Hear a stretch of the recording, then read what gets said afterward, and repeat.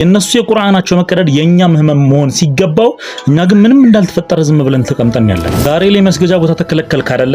ነገ አላህ Subhanahu Wa Ta'ala አላህ ከእንደዚህ አይነት ፈተና ይጠብቀንና ሙስሊም ነኝ ብለህ መናገርህን ይከለክሉሃል። እነኚህ ሰዎች ዛሬ በቃችሁ ካልተባሉ ማለት ነው። ሙስሊሞች ነገ አላህ Subhanahu Wa Ta'ala ቆማችሁ ላይ ሳብ በምትጠየቁበት ሰዓት አክሱም ላይ የተበደሉ ላሉት ሙስሊሞች ዝም በማለታችሁ ድምጽ ባለመሆናችሁ ቁርአን ሲቀደድ ዝም በማለታችሁ የማትጠየቁ ይመስላችኋል አይደል? ወላሂ ወቢላሂ ወተላሂ አላህ Subhanahu Wa Ta'ala ይጠይቃችኋል። ዱዓ ማታደርጉ እገዛ የሚፈልጉትን ማታግዟቸው ድምጽ መሆን ባለብን ሰዓት ድምጽ ያልሆናችሁ ሰዎች ነገ አላህ ፊት የምትሉትን ነገር አዘጋጁ። ሰሂህ ሐዲስ ላይ በተዘገበ ሐዲስ ነብዩ ሰለላሁ ዐለይሂ ወሰለም እንደዚህ ብለዋል። አልሙእሚኑ ሊልሙእሚኒ አማኞች ምእመናን እኮ ለምእመናኖቹ ከልቡንያን ያሉ እንደ ግንባታ ነው።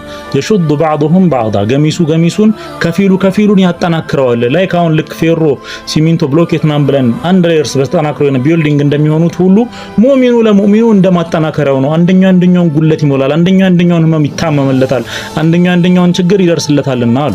እኛ እውነት ታዲያ ለወንድሞቻችን እየደረስንላቸው ነው? እኛ ለነሱ እንደ ግንባታ እንደሚያጠናክረው ግንባታ ተብሎ እንደተጠቀሰው እየሆንላቸው ነው የሚለውን ነገር ቼክ ልናደርግ ይገባል። አላህም እኮ በተከበረው ቃሉ ቁርአን ውስጥ ኢነመል ሙእሚኑነ ኢኽዋ አማኞች ምእመናን እኮ ወንድማማቾች ናቸው ብሎ ገልጾናል። ስለዚህ እኛ ወንድማማችነታችንን ማሳየት መቻል አለብን።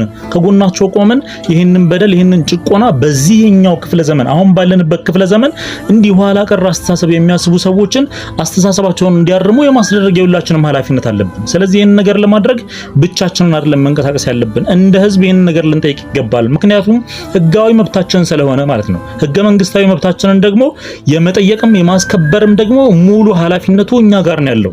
የመስጂድ መገንባት እኮ እንደ ሀገርም ለሰላም እንደ ሀገርም ለልማት እንደ ሀገርም ለሀገር ልዕልና የሚያግዝ ነገር ነው። ለምን ከተባለ በውስጧ ሰላም ነው የሚሰበከው። የተቸገሩ ሰዎች ናቸው የሚረዱት። አላህን Subhanahu Wa Ta'ala ማስታወስ ነው የሚደረገው። እስልምናም በውስጡ ስለማስተማር ነው የሚደረገው።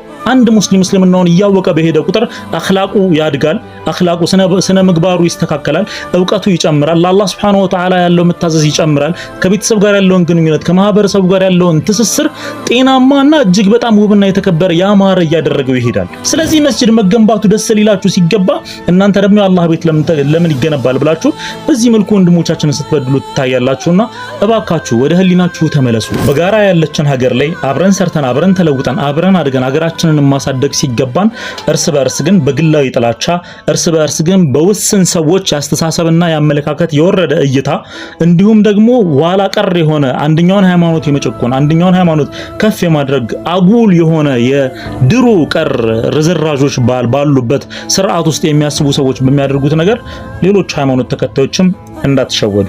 ለምን ካላችሁ ዛሬ በእኛ እየደረሰ ያለው በደል ነገ በእናንተ መድረሱ ስለማይቀር ማለት ነው። ስለዚህ የባካችሁ የሚመለከታችሁ አካላቶች በሙሉ ይህንን ነገር ልታስቆሙልን ይገባል። ሁሉም ሃይማኖት ተከብሮ ሁሉም ሃይማኖቱን አክብሮ ሁሉም የሚፈልገውን ሃይማኖት ተከትሎ ሃይማኖታዊ ስርዓቶቹን የማክበር ሙሉ መብቱ ሊከበርለት ይገባል። ፍትህ ለአክሱም ሙስሊሞች፣ ፍትህ ለአክሱም ሙስሊሞች፣ ፍትህ ለአክሱም ሙስሊሞች። አላህን ፍሩ፣ እንዳታሳልፉት አሉት። በ24 ሰዓት ውስጥ ግማሽ ሚሊዮን በላይ ቪዲዮ የሚታይላቸው ሰዎች ዓለማችን ላይ ያሉ ዘፋኞችና መሰሪዎች ናቸው። የነጻነት ብርሃን ይበራል። ስለነብያችን ሰለላሁ ዐለይሂ ወሰለም ኢትዮጵያ ሙስሊም በመናፍቃን የተጻፈ አድርገህ ሰላዋትን አውርደህ ታሳልፈዋል። ግን ወላሂ ከግማሽ ሚሊዮን በላይ እይታም ይሁን ላይክም ይሁን ኮሜንትም ይሁን ይሄ ሁሉ ሙስሊም እያለ እስልምና ሲደፈር ዝም ብሎ የሚተኛው ማን ነው? ነገ አላህ ፊት ስንቆም ምንድነው መልሳችን? ምንን ፈርተን ሞት? ምንን ፈርተን እስር? ሰው ዋሽቶ ይታሰራል፣ ሰው በቫት ይታሰራል፣ ሰው ሰርቆ ይታሰራል። በእስልምና መታሰር እድሉ አይገኝም እንጂ ከተገኘ ሸረፍ ነው ያ ኢኽዋን። ሞቱንም ካገኘ